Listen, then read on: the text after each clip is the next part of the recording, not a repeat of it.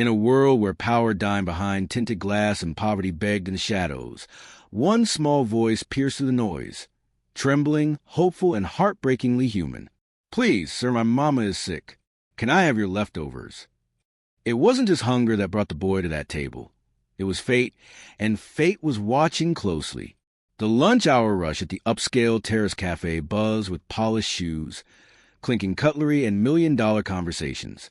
No one noticed a thin boy standing just beyond the glass partition, barefoot, dusty, and trembling as he clutched the hem of his oversized shirt.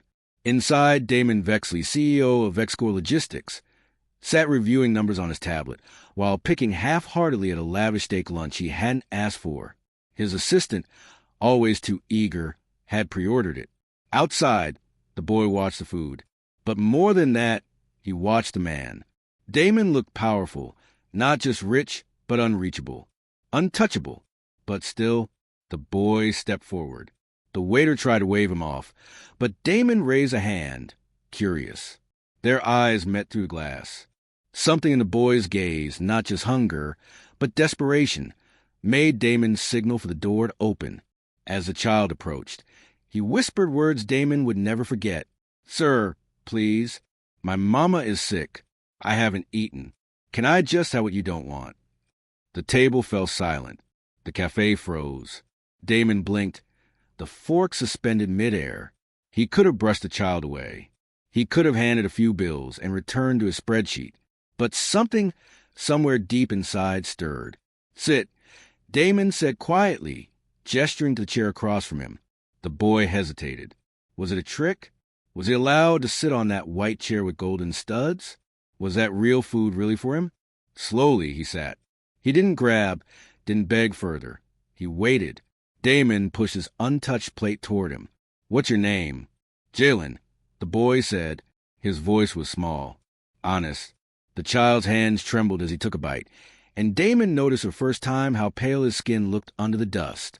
Damon had fed many, donated more, but this was different, personal, like the universe had planted this boy at his table with a reason he hadn't figured out yet.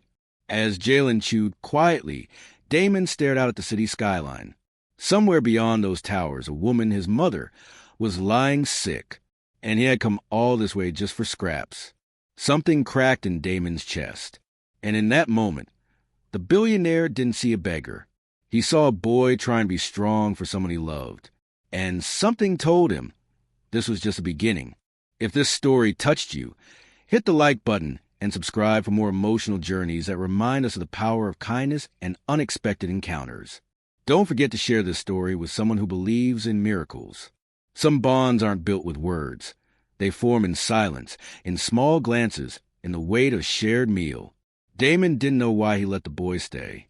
But the more time passed, the more that child's presence began to fill something Damon didn't know was empty. It had been 5 days since Damon Vexley first met Jalen, the boy who asked for his leftovers. 5 days since the CEO known for his cold demeanor had allowed a stranger into his life. Not as a case, not as a cause, but as a person. Every afternoon now, the boy showed up outside the same cafe. And every day, Damon waited. At first, it was simple. A fresh meal, a warm seat, a few quiet questions. But slowly, the silence between them grew comfortable. Jalen, though still wary, had begun to trust Damon's gentle tone, the way he never asked too much too fast. Damon, in turn, noticed things he'd never looked for in anyone before.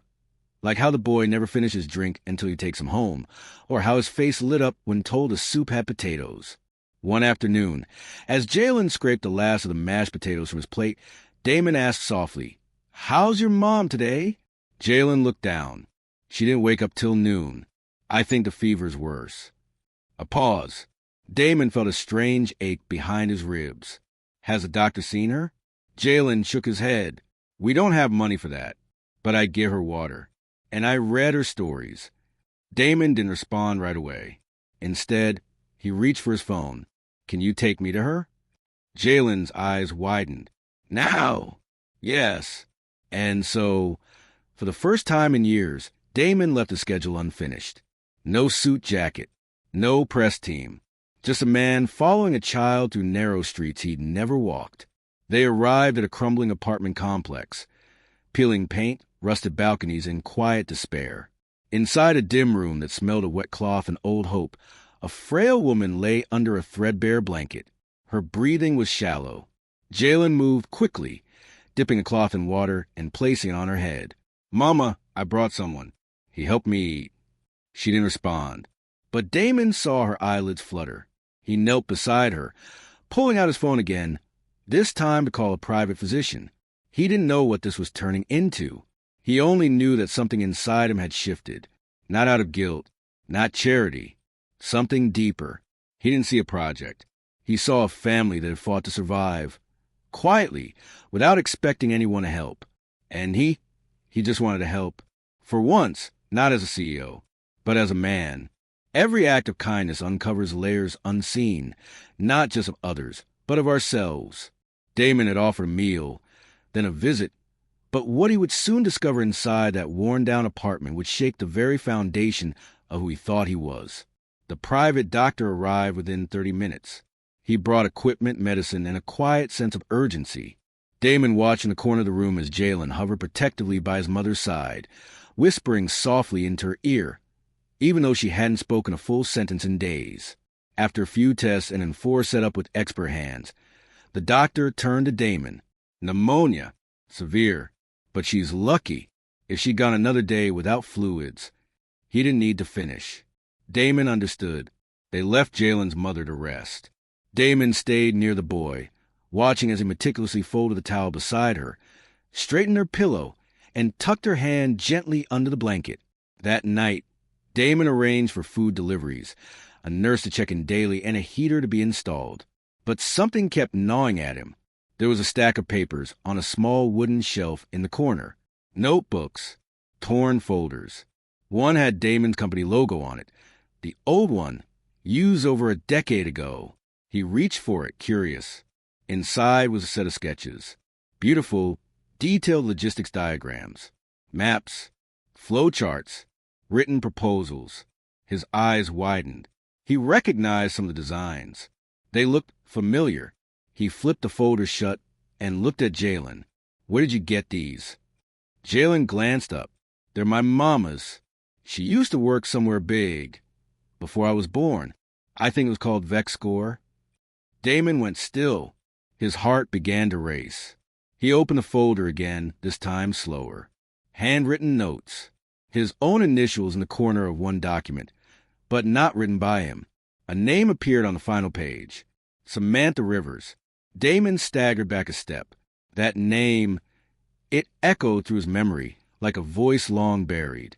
Years ago, before VexScore exploded into success, Samantha Rivers had been a junior analyst. Quiet, brilliant, overlooked. She'd submitted this idea, for optimizing cargo routes. But Damon, overwhelmed and under pressure, had presented it at a board meeting as his own. She was never credited. And then she vanished, left the company. No one spoke of her again.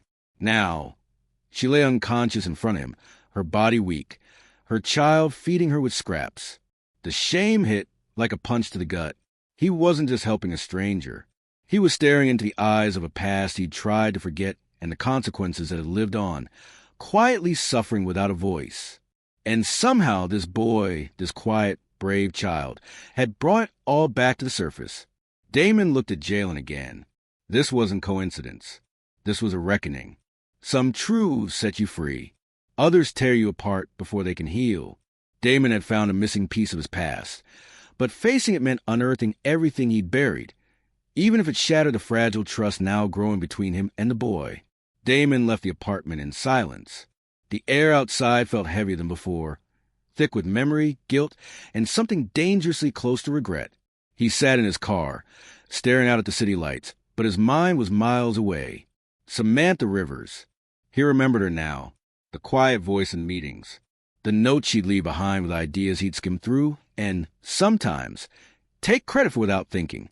In the chaos of building VexScore, Damon had believed he was entitled to every good idea that crossed his desk. But Samantha's proposal wasn't just good. It had been revolutionary. It had changed the company's future. And he had taken it. He clenched his jaw. No press scandal had ever come close to this, because this wasn't about his image. It was about who he had been. He returned the next day, unsure what he would say. Jalen greeted him with a tired smile, hopeful eyes. "Mama opened her eyes this morning," he said. "She tried to talk. I told her you helped." Damon's throat tightened.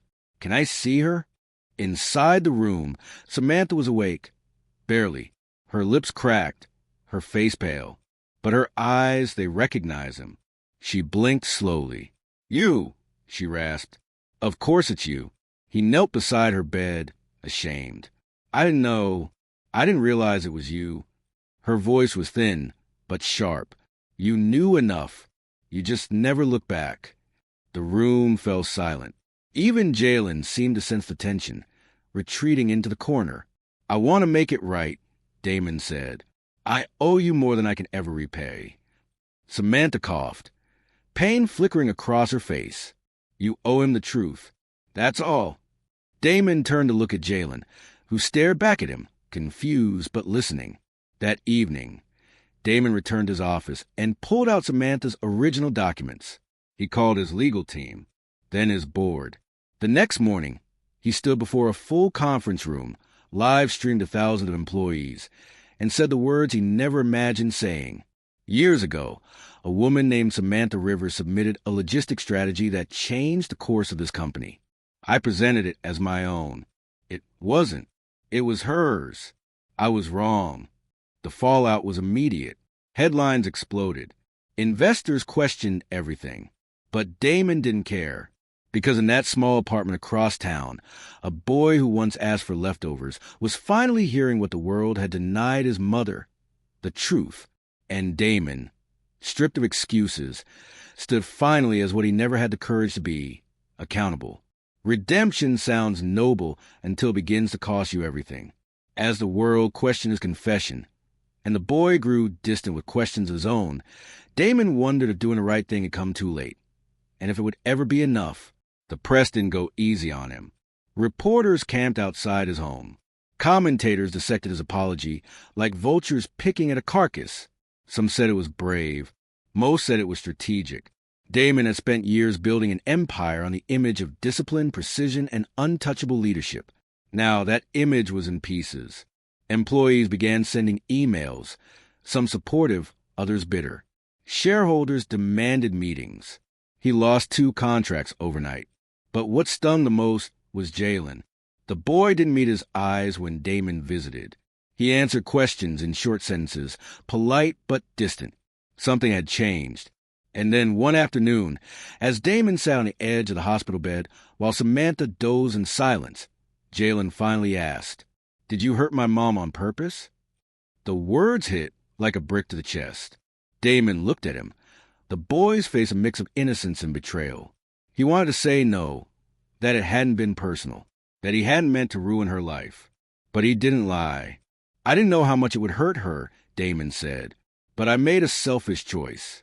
I saw something brilliant, and I took it." Jalen's voice was small. "She cried a lot. I used to think it was my fault." Damon closed his eyes. He had no words for that kind of pain. That night, he sat alone in his office, surrounded by silent screens in a city that no longer seemed so bright. Was this all too late? Could honesty undo years of silence? Could care erase what greed had taken? He opened his drawer and pulled out a letter Samantha had once written. Never sent, just found in her notes. "I don't want revenge. I want someone to see me, to hear what I said, to remember I was there." Damon stared at those words for a long time. He hadn't lost his company. Not yet, but he had lost something far more personal. The quiet belief that goodness alone could fix what was broken. Now he understood. Redemption wasn't about being forgiven. It was about showing up even when no one asked you to, even when it hurt, even when you weren't sure you were welcome anymore. And Damon decided, doubt or not, he would keep showing up, because that's what Samantha never had, and what Jalen still deserved. Not all healing begins with forgiveness. Sometimes it starts with quiet gestures, a warm light left on, a hand reaching back, or a promise not spoken but felt. Damon had lost trust, but hope was stubborn, and so was a boy who still watched, still waited. The air was changing. The winter chill began to ease, and with it, a subtle shift in everything around Damon. Samantha's health was improving. The private nurse reported better vitals. Her strength was returning, even if her voice remained quiet, cautious. But it was Jalen who Damon kept watching. The boy was polite, careful, still kind, but guarded, as if he was learning to protect the pieces of his heart that had once opened so freely. Damon didn't push. He just kept coming. Every day, he brought something small, not gifts, gestures. A comic book, a warm lunch, a folding chair so Jalen could sit beside his mother in comfort, a radio that played soft music, because Samantha liked the sound of old jazz. He sat with them without expecting anything. He didn't talk about the company or the fallout or himself. He let the room breathe. One afternoon, as golden light poured through the apartment window, Jalen broke the silence. "Mom said you used to work in a tiny office. No windows." Damon looked up, surprised. "She's right. It was in the basement of the old building. She said you hated it." "I did." He smiled. "But your mom didn't. She made it feel like something mattered, even down there." Jalen nodded slowly. "She doesn't hate you, you know." Damon's throat tightened. "I don't expect her to forgive me." "She doesn't. But she said people are more complicated than what they do wrong." The boy hesitated, then looked up at Damon. "I think you're trying." The words were small, but to Damon, they cracked open something warm. That night, as they sat by Samantha's bedside, Damon pulled a small binder from his bag. Inside were papers. Legal ones. "I want you to have this," he said, placing it in Jalen's hands. "What is it?" "Samantha's name is going back into the company, as co-creator of the logistics system she designed, with retroactive royalties. All of it, yours and hers." Jalen opened the binder. He didn't understand every word, but he saw the bold letters at the top: recognition and transfer of ownership. Samantha stirred beside them, her hand brushing gently against her son's. Her eyes opened, soft and tired. Damon looked at her. "It's not enough, but it's a start." She held his gaze. For a long moment, she said nothing. Then quietly, "It's more than I expected." And in that fragile quiet, something new was planted. Not trust, not yet, but hope, steady and slow, had returned. Promises don't always begin with words. Sometimes they're born in the quiet resolve of a man who's failed and refuses to fail again, and in the eyes of a boy who's learning, for the first time, what it means to trust. The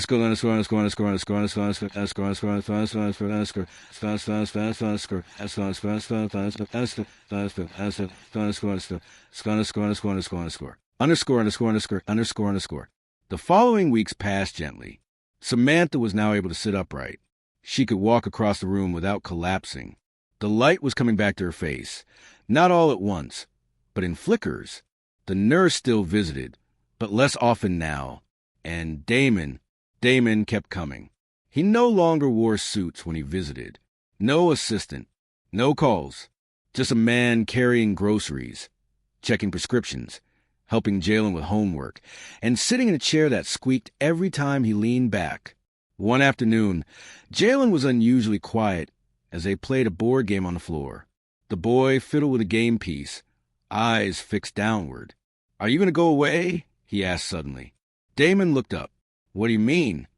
"People come to help sometimes," Jalen said, voice flat. "Then they leave." It wasn't just a question. It was a wound. Damon put the game piece down and sat cross-legged in front of him. "I'm not going anywhere." Jalen didn't answer. So Damon continued gently. "When I was your age, my father left," he said. "Told me he'd be back. He never came. I spent years waiting at the window." The boy looked up slowly. "I know what it's like to have someone walk out," Damon said. "I won't do that to you. Not again." Jalen swallowed. His eyes shimmered, but he didn't cry. He simply nodded. That night, after Jalen fell asleep, Damon sat with Samantha. She was wrapped in a soft blanket, a mug of tea in her hands. "You've changed," she said softly. Damon gave a faint smile. "I had to." She looked over at Jalen, breathing evenly on the couch. He's attached to you. I'm attached to him, Damon said, and I want to make sure he never has to beg for someone's leftovers again. Samantha studied him. There was something in her eyes, tired, yes, but clearer than before. He's strong, but he's still a child. I know. Damon nodded.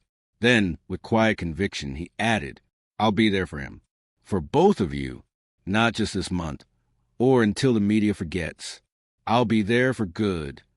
Samantha looked at him for a long moment. Then she leaned back, closing her eyes. Damon stayed beside her until the heater clicked off for the night. The promise had been made, not in ink, not in press releases, but here, in a tiny apartment, with tea and silence and truth. And for the first time, Damon meant every word.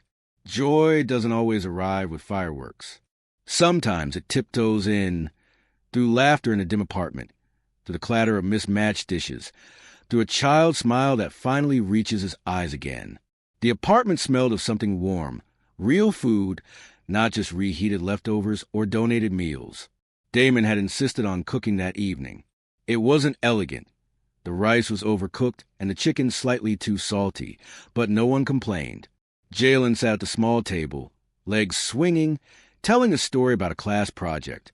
He spoke fast, animated, hands moving wildly as he described how his volcano model had erupted all over Principal's shoes.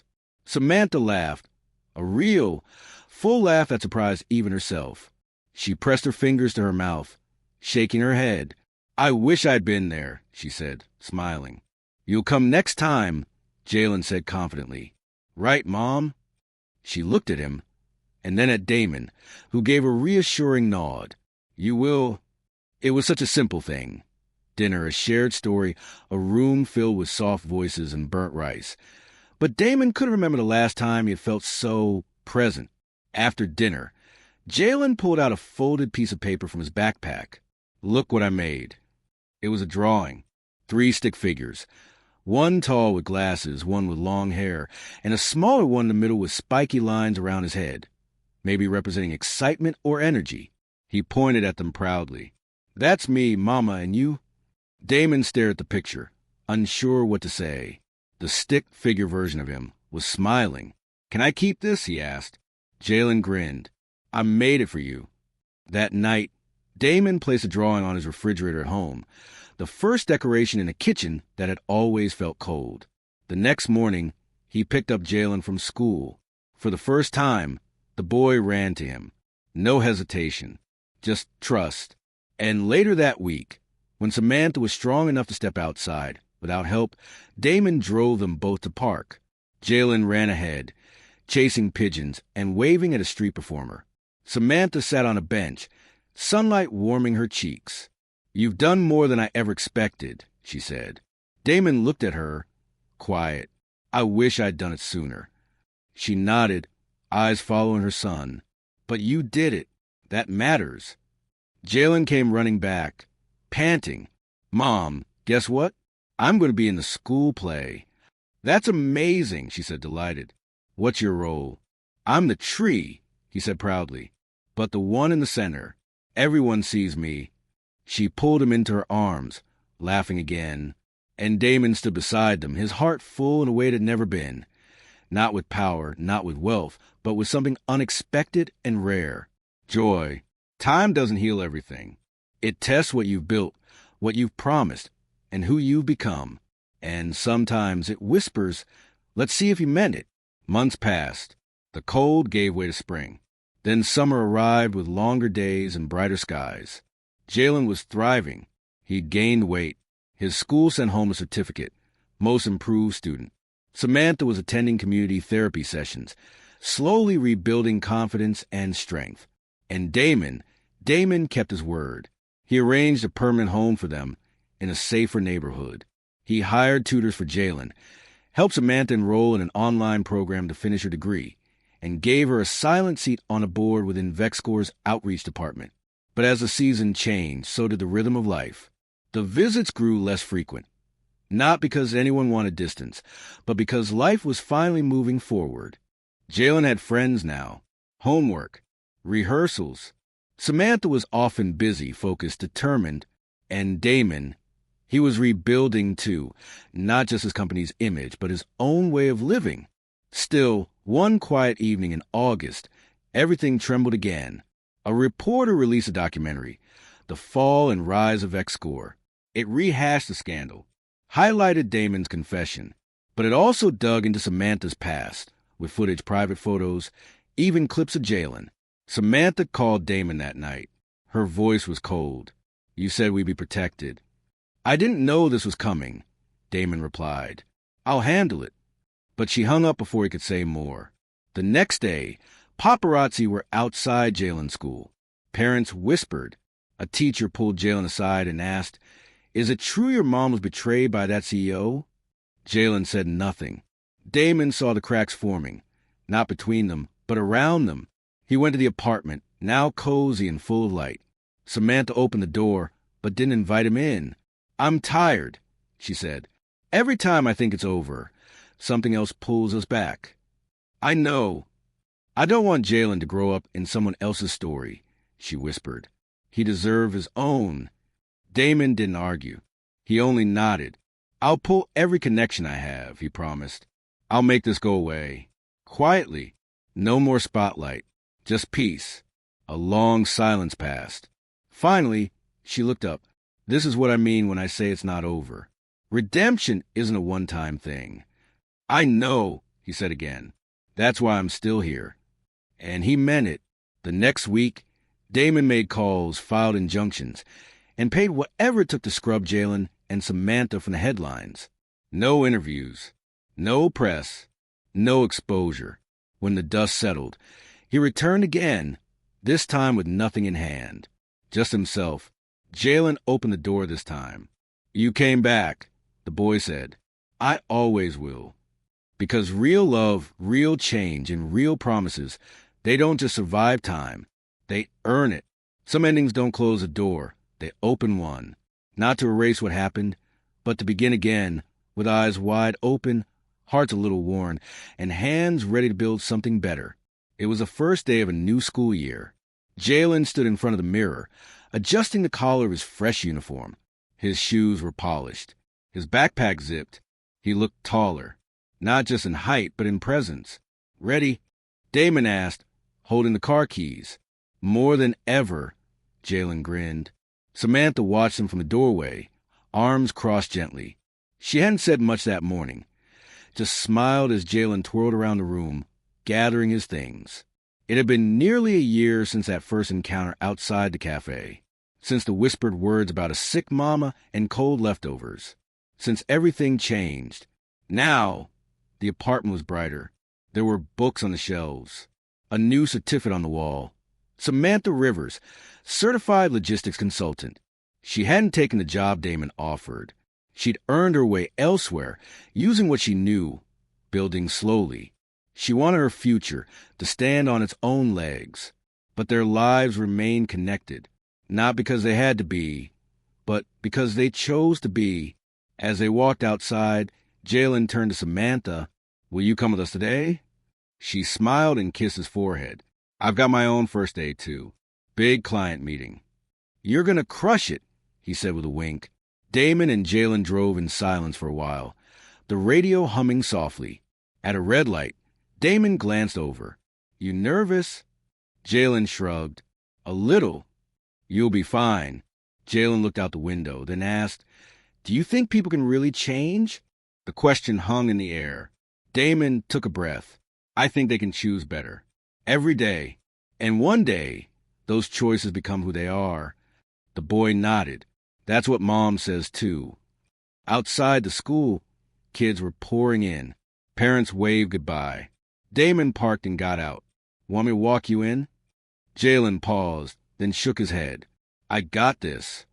He turned, slinging his backpack over one shoulder. Then he stopped, looked back, and smiled. "Thanks, Damon." "Not, sir. Not Mr. Vexley. Just Damon." It was simple.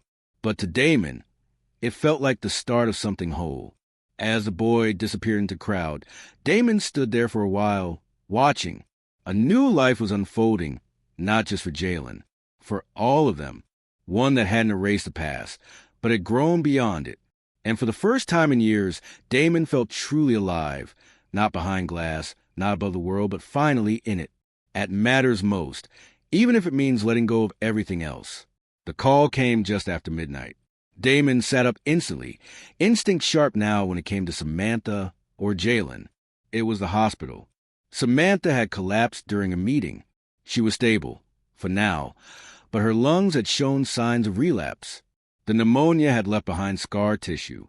She'd been ignoring symptoms, working too hard. He rushed to the hospital. When he arrived, she was awake but pale, connected to monitors, oxygen flowing. "You shouldn't have pushed so hard," Damon said softly, pulling a chair beside her. She smiled weakly. "I had something to prove." "To who?" "To myself. To the world. I don't know anymore." Jalen sat quietly at the foot of the bed, curled into a chair, eyes wide and quiet. The doctors entered with serious faces. They suggested a specialized treatment. Not available locally, expensive, experimental. The window for effectiveness was small. They looked at Damon when they spoke of cost, not as a request, but as an expectation. And he nodded. "Do it. Whatever she needs." Later, in the corridor, Samantha gripped his wrist. "You don't have to do this. You've done enough." "This isn't about debt anymore," Damon replied. "It's about family." But what he didn't say, what he didn't admit, was that things were tighter than they seemed. VexScore's revenue had taken a blow after the documentary. His public confession, though morally right, had shaken investor trust. To fund her treatment without delay, he'd need to liquidate a major part of his shares. It wouldn't bankrupt him, but it would cost him control of the company. He sat alone that night, pen in hand, staring at the documents. VexScore had been his identity, his fortress, his creation. But now it felt small compared to the life he had accidentally stepped into. He signed. In the morning, when the hospital bill was cleared and the treatment prepped, Samantha whispered to the mask, "What did you do?" "Made a choice," he replied. "One I should have made long ago. But your company, I can build something new. You and Jalen, I can't replace that." She looked at him through tired, tear-filled eyes. "You gave it all up for me?" "For us," he said quietly. "That boy saved me the day he asked for my leftovers. I'll spend the rest of my life proving I was worth saving." In that sterile hospital room, surrounded by machines and quiet beeping, something unspoken passed between them. No grand declarations, no dramatic embraces. Just truth, real, raw, and in the shadow of sacrifice, love stood taller than anything else. When every wound has been seen, every secret laid bare, and every promise kept, what remains is peace. Not the absence of pain, but the presence of something stronger, love that endured and lives forever changed. 3 months later, the sky above the city was clear and blue. Summer had passed gently, and with it, the most painful chapter of their lives. Samantha had recovered. The treatment had worked, though it left her weak for weeks. Damon had never left her side. Neither had Jalen. Their new home was quiet, tucked in a modest neighborhood with a backyard and wind chimes on the porch. It wasn't extravagant, but it was theirs. Damon visited every day, sometimes with groceries, sometimes with tools to fix a broken drawer, sometimes with nothing but time. Jalen had begun calling him D, a nickname that came naturally, spoken with affection. Damon never asked for more. But one evening, Jalen called out across the yard as he chased a soccer ball. "Hey, Dad, you watching?" Damon froze. Samantha, watering the plants nearby, turned slowly. He nodded, his voice low. "I'm watching." Later that night, Samantha sat beside him on the porch steps. The stars were beginning to show. Jalen was asleep inside, his school bag already packed for the next day. "You're part of us now," she said. "You know that, right?" "I don't need to be told," he smiled. "I feel it." They sat in silence a while longer, the breeze soft around them. For once, neither of them felt like they were waiting for the next tragedy. The media had moved on. Damon had quietly started a small consulting firm. Nothing flashy, just honest work. He wasn't trying to be a titan anymore, just someone useful, present, grounded. Samantha returned to her logistics work, teaching part-time at a community college. Her students called her Professor Rivers. She smiled every time. One weekend, Jalen performed in another school play. This time, he had lines. Damon arrived early, saving seats with Samantha. They watched together as Jalen stepped into the spotlight and spoke his lines with confidence. Afterward, Jalen ran to them, arms open wide. "Did I do good?" "You did better than good," Damon said, scooping him up. That night, as the three of them sat down for a simple dinner, laughter filled the room. It was easy, unforced. No one was pretending. No one was hiding. They had all made mistakes, carried pain, chosen hard things. But now, they had something stronger than guilt or fear or even apology. They had each other. And as forks scraped against plates and soft music played in the background, the chaos of the past finally settled into something gentle, something whole, a final harmony.